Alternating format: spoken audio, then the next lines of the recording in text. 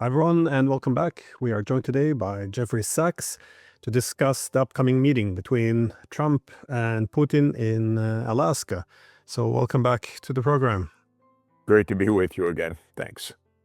So I was a bit surprised by, well, everything about this meeting, that it would take place, how soon it was, and also, that it's in Alaska for that sake. But most of all, because Trump doesn't always, I guess, communicate his ideas appropriately. Indeed, he used to blame NATO expansion for the war. However, for the past few months, he treated it as a Ukraine-Russia conflict where he is the mediator. And only last week, he was threatening Russia to accept this unconditional ceasefire that doesn't address the issue of restoring Ukraine's neutrality. And now there's a meeting in Alaska. I was wondering, what is your take on these developments? Well, I think you've said it exactly right. There's a lot of confusion for us in trying to understand this.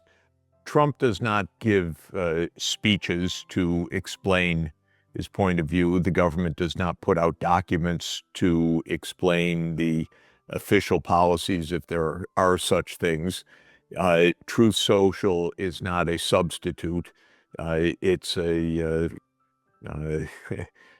really a chaotic environment where Trump throws out contradictory, short, ambiguous, or meaningless or incorrect messages on the fly.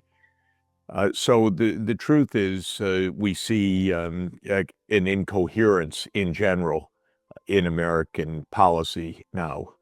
It reflects, according to some people, a tactic of Trump. According to me, it reflects his personality, which is extraordinarily short-term, not based on detailed knowledge. He says that he makes decisions from the gut. It's not much of a way to run the world. In my view, it's extremely dangerous. So to answer the question in short, I don't think we really understand this meeting. I did not expect it. Diplomacy was not operating on the surface, at least for many, many weeks. Suddenly there's this visit of Witkoff to Moscow. The next thing is there's a hastily announced meeting. The venue was uncertain until a couple of days ago. Then it decided that it's going to be in Alaska. As usual, there's a cacophony of voices and contradictory messages and claims circulating around the social media and the mass media. Europe and Zelensky are making their demands. Rumors are flying about who's made what concessions, who agreed to what. It's all extraordinarily unsatisfactory, undignified, improperly managed, childish, dangerous, I would say. Maybe something good will come of this, but the process is simply not acceptable from the point of view of a world of nuclear-armed nations that are at each other's throats. So this is, I think, the basic situation. We can surmise, we could make recommendations about what should be done, but to try to guess what Trump is doing is very, very difficult. Well, the whole thing, I'm always struck a bit by some optimism, because it does seem like an opportunity if there's a genuine desire to, I guess, end a century of US-Russian hostilities and really transform relations, because their interests do not need to collide all the time. And again, transition from containment to cooperation. But then my optimism is sometimes held back by the fact that the political establishment in the United States doesn't seem to have changed that much. Or do you see U.S. intentions, that is, its position in the world and its position towards Russia, has changed fundamentally over the past 30 years? There is a narrative that the U.S. must win and Putin must lose in any outcome. That is a very common narrative in U.S. political circles, and it's a shared narrative in European circles. Well, if you take that as given, first of all, it's almost meaningless concepts. What is win and lose? We're not playing a board game. We're trying, or should be trying, to achieve peace and well-being in a dangerous world. But win and lose are the concepts that are used. Washington is a very unimpressive place from the point of view of foreign policy thinking towards the common good. Maybe it's very impressive in that it mobilizes more than $1 trillion a year of military spending. It has a freedom of maneuver for the military-industrial complex in the United States that is unparalleled. It's impervious to U.S. public opinion, which would definitely like this war to end. But it's not an impressive operation from the point of view of logic, coherence, certainly not transparency, certainly not explaining anything. You and I agree completely that there is no basis for this war, and there's no basis for an ongoing enmity of the United States and Russia. But the fact of the matter is the CIA doesn't share our view. The military-industrial complex doesn't share our view. Lindsey Graham, who is a fool, nasty man, he doesn't share our view. And Biden didn't share our view. And Trump, I don't know if he has a view. He wants accolades. That's good, maybe. Maybe he wants applause. But what will bring him applause right now?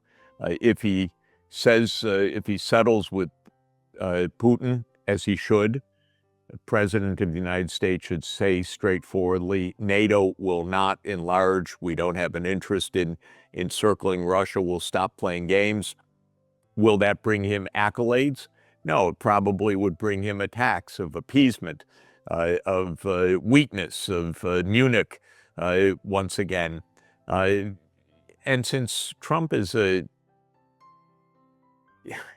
he's no thinker, he has no knowledge, and he's pretty gutless, actually, in my view also. He doesn't know how to stand up to any of that. So the answer to the question, I was optimistic when he came in because the underlying logic is that this was a war that never should have happened. This was a war based on NATO enlargement, a war based on a U.S. coup, U.S.-led coup in Ukraine in February 2014, a war based on the Western countries having failed to support and endorse the Minsk II agreements. It was a war based on failures of diplomacy. So, and Trump said he wanted a Nobel Peace Prize. So I thought, okay, we're going to come in and he's going to get this right. And there was a glimmer of hope for a moment when he told the truth. And then as soon as he told the truth that NATO was a provocation, everybody landed on his head, from the U.S. Senate to his own advisors, his generals, to Starmer, Schultz at the time, now Merz, Macron. Who wants to tell the truth? Who wants peace? So it's really an odd situation. Zelensky, who's he? He rules by martial law in a regime that everybody regards as utterly corrupt, in a society that is exhausted. They can't expand the cemeteries fast enough. An overwhelming majority of Ukrainians want the war to end. None of it matters right now. And it raises the question. It's your field. It's my adopted field. What are these motivations? because you and I are correct. From a logical point of view, this war should stop. There was no reason for the United States to have to push its nose right up against Russia's borders in Ukraine. But that was a plan. That was a plan of the CIA, which I regard as the most dangerous and failed institution of American history. It's probably still the plan. So this is really the issue. A president of the United States should stand up and explain the truth. Trump does not do that. He doesn't know it's his job, or feel it's his job, or he doesn't have the guts to do it. And there are so many other politicians. Who in Europe of a leader is standing up and saying, make peace right now? You can hardly find a voice. It's incredible. I don't know what these people want. And also in Europe, the claim is ceasefire. Nobody wants to talk about why there was a war, where it came from, how it should stop permanently. What is that all about? It's a deliberate and sustained evasion that is remarkable, and the opposite of what is really needed to sustain peace. Yeah, this is something that's been troubling me about Europe. Even now, you mentioned the majority of Ukrainians wanting to end the war. I think the last poll by Gallup was 69% wants an immediate end to it, against 24%, which want to keep on fighting. But for the European leaders, they still refer to helping Ukraine, which is why they don't want to have any diplomacy with the Russians, and why weapons is the only solution to peace, to, paraphrase Stoltenberg. Yes. And Glenn, I think it's interesting. The opinion polls show Ukraine wants the war to stop. The opinion polls show the American people want no more American support for this war. The opinion polls show that Starmer is at 20% approval rating. Merz is plummeting, and something like that, a little bit higher. Macron, 20% approval rating. None of these leaders has any public backing. This is basically a conspiracy of a few people. What are they doing? Why? Nobody wants this war. Not the publics, not the Ukrainians, not the Americans. Everybody, mainstream public opinion is, yes, settle it, compromise, finish this thing. But a few leaders say no, continue to fight, and they say it in the face of public opinion. And supposedly, these are democracies. And these democratic leaders run right into the opposition of their own public. So what is going on? I ask that as an honest question, not as a rhetorical question. Is it just the corruption? Is it the madness of trillions of dollars of military spending? Is it the deep state, which I'm inclined to believe it is, by which I mean the CIA and the rest of the military-industrial complex? What is it? It's also true, I have to say, I often, sorry to rant, but I often refer to the one president who aimed to make peace in my lifetime, that really aimed for it, and that was John F. Kennedy. The truth is, they killed him for it in the end. Maybe that's the story, that it's as simple as that these are bought people, they are suborned, maybe they're blackmailed, as we think also, but maybe they just don't have the guts to follow through what is an underlying pressure for constant war. Yeah, well, the Washington Post wrote something along the line that European leaders, and I'm trying to be careful with the language because, as you pointed out, we often say Europeans, but obviously the leaders in Europe no longer really represent the people if they're running down in with 20% approval. And Washington Post said the European leaders are scrambling to respond to this meeting in Alaska. So they're not happy, but also the demand to take part in these peace talks, but they don't want to talk to Russia, so I'm not sure how to make this thing fit. Yet it is remarkable because most are now recognizing that NATO, we did lose this war, the front lines are collapsing, the majority of Ukrainians want an end to the war, yet there's a panic in Europe. Do you make sense of it? I guess, is it all about America's position in Europe, do you think? That is, alliance systems strengthen during conflict, and often the threat of peace breaking out is that alliance is also weakened, and the Americans have expressed quite a lot of desire to not just leave Ukraine, but also Europe in this pivot to Asia. But again, the Europeans were very much gung-ho on war before the Trump presidency as well. So what is the panic about? Again, it's a question. Europe has backed itself into a corner. It's a shrinking corner. In other words, Europe is more and more against the wall. Why? First, Europeans refuse to talk to Russia. Why? It's the shared continent. Why aren't they in normal communication?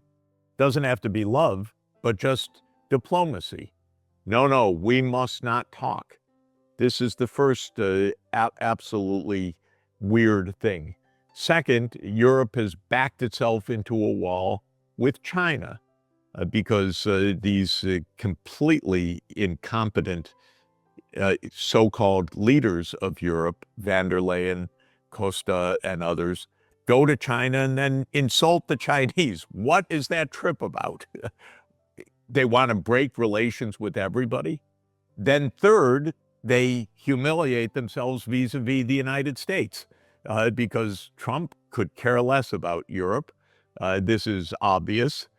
And yet the Europeans bow down as low as they can and apologize for anything and make unilateral concessions. So Europe has completely backed itself into a corner without diplomacy. Then they're worried that, yes, we're weak, we're falling apart. We depend on the United States. Look what it's getting, Europe. It's getting Europe trashed, actually. Strange. Europe has more people, I mean the EU, than the United States. Europe is a big, sophisticated place. Europe, but it has completely lost the idea of what used to be a name, so-called strategic autonomy. It's just desperate for the U.S. to be there, it seems.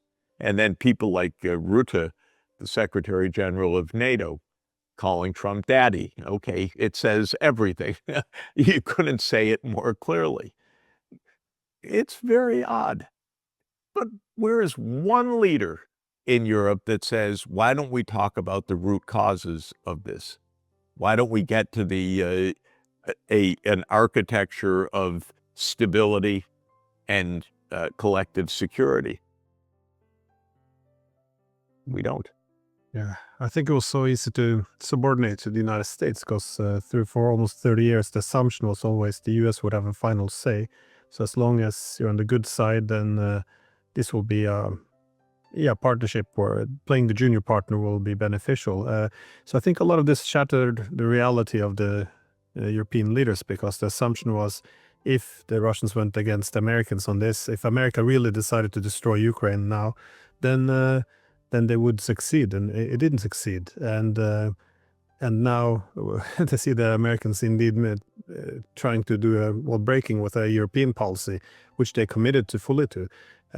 But also the role of Europe, Russia, I think, because for 30 years, all diplomatic ties with Russia included, creating European institutions, which Russia shouldn't have a seat at the table, but they were expected to abide by all the decisions. So, kind of tucking Russia out in the corner of Europe, trying to subordinate it to whatever decision-making was done in NATO and the EU. But the whole thing is falling apart, and Yes. I don't think anyone has any solutions besides just let's try to destroy Russia or defeat them. So again, doesn't mean Russia has to be innocent in anything, but just if you can't there's no consideration of diplomacy. How can we learn to live with them? Because we are on the same continent, as you said, but no one wants to, I guess, go down this path, because we, for 30 years, more or less made plans for making Russia almost a colony at the periphery of Europe. And now, yeah, it's dictating the future of Europe with the Americans, and the Europeans are on the sideline. This is a very different reality than the end of history that we were waiting for or hoping for 30 years.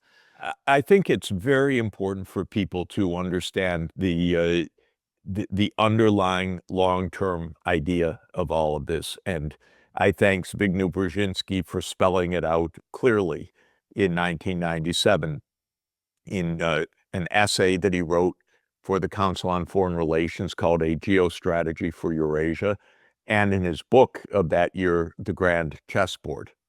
And it's clear the plan from the 1990s was a weakened Russia, maybe even a Russia that is broken apart, because Brzezinski, in his Foreign Affairs article, talked about 3 different countries replacing Russia in a loose confederation, what he called a European Russia, a Siberian Russia, and a Far East Russia. And he opined, yes, maybe it'll break apart into 3, not just 1. And in the Grand Chessboard, after a lot of analysis, he concludes that Russia will simply have to accept an expanding Europe and an expanding NATO and just accede to it. So to my mind, this was always the plan. It was harebrained. It was antagonistic and aggressive. You know, since you and I face the overwhelming daily narrative that everything is Russia's aggression, people should just systematically put down on a piece of paper, if they still use paper, they could put it on an Excel spreadsheet if they want, all the things that Russia did aggressively and all the things that the United States and Europe did aggressively. The list actually is that all of the aggression is on the European-U.S. side. It was Europe and the U.S. that expanded NATO eastward. It was the U.S. and Europe that bombed Serbia and broke Serbia apart. It was the U.S. that left the anti-ballistic missile treaty. It was the U.S. That insisted that Ukraine and Georgia should become part of NATO. It was the U.S. That instigated the Maidan coup.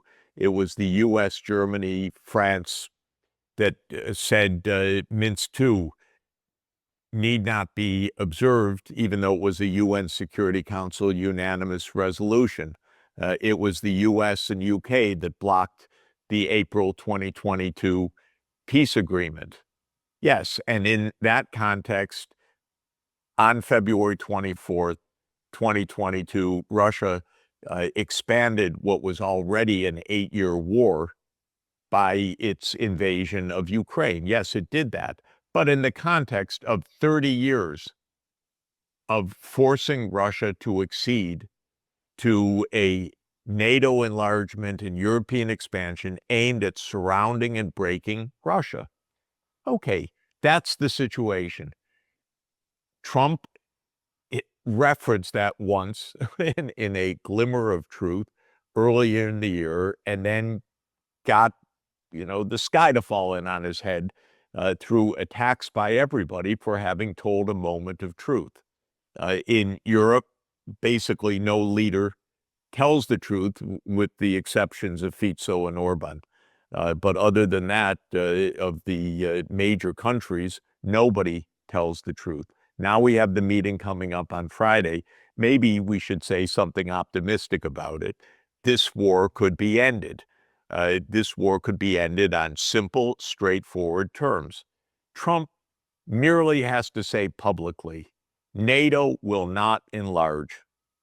Publicly, not in some message that Witkoff carries in private to the Russians, but publicly. He needs to say, we don't want any more confrontation. The fighting should stop, and the idea of surrounding Russia and so forth is off the table. By the way, one reason for pessimism that will come anywhere close to that is that just as we talk, the U.S. is playing a new game in the South Caucasus. Unbelievable. More provocation. A Trump highway through Azerbaijan and Armenia? Are you kidding? Does the United States have any capacity of self-restraint? Would the U.S. like a Russia, a Putin highway through Mexico? But just as we're talking and trying to find a glimmer of hope, the U.S. is playing in the South Caucasus, as it has for 30 years, by the way, because that was part of the strategy, to attack Russia in its soft underbelly.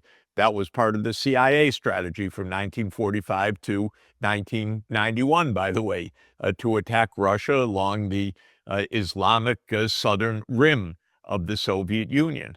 So they can't stop playing games, it seems. Nobody wants peace. Everybody wants to make trouble, war.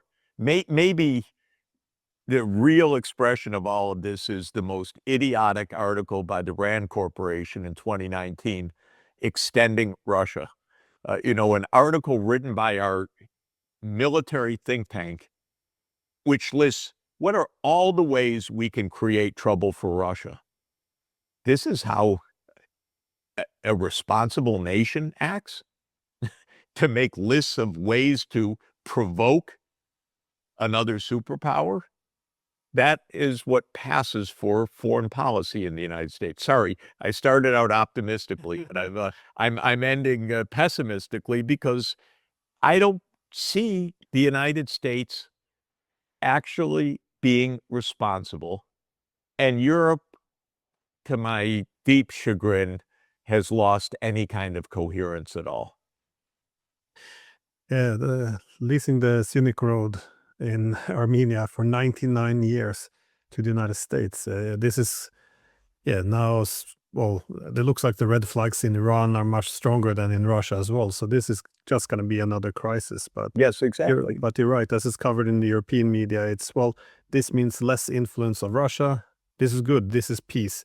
It's it's the same formula for peace. The weaker Russia is, the better for us. It doesn't really take into account the security competition. The whole assumption is, well, Russia, I guess, will have to capitulate, and because now they will accept one side is dominant. That's Just exactly right. By the way, I see in the back over your left shoulder the book by Haslam, Hubris. yeah, I Yeah, did an interview with him. That's yes. a book review. So hubris is the essence of the problem. Brzezinski displayed that hubris. The idea of the Europeans that you just quoted is hubris, that we can do whatever we want. Russia needs to be put in its place. Good luck with that. Just as a very quick final question, then, do you have any predictions in terms of this? Well, let's call it peace negotiations in Alaska. Well, I don't have predictions. Again, I'm hoping that the reason this meeting is taking place is that Witkoff said to President Putin that the U.S. will acknowledge the underlying causes of the conflict and work with Russia to end them. So the reason for optimism is that it is perfectly correct and within the power of the President of the United States to say NATO will not enlarge. We are stopping the provocations. We are not destabilizing Ukraine through coups and through that massive CIA operation in Ukraine that the New York Times told us about last year, as if we needed to be told. We are aiming for restoring normal relations between two superpowers and not playing a game with the proxy war in Ukraine that has killed 1 million Ukrainians. If he says that, the war will end. The second thing he will say is, that he should say is, I don't care what Zelensky says. He doesn't represent the Ukrainian people. He rules by martial law. His regime is corrupt. The Ukrainian people want this war to end by an overwhelming margin, as Gallup has just told us. And he should say to the Europeans, I'm not listening to you. You're ridiculous. Maybe we created you as a monster because the U.S. promoted deep state politicians for 30 years, but it's the U.S. and Russia that are ending this conflict, and that's for the benefit of the whole world, U.S., Russia, but also Ukraine and Europe. And we're not going to let warmongers who have no public approval rating in their countries stand in the way. That's what I hope will come out of this. Professor Sachs, thank you so much for your time. Great to be with you. Good. Thanks a lot.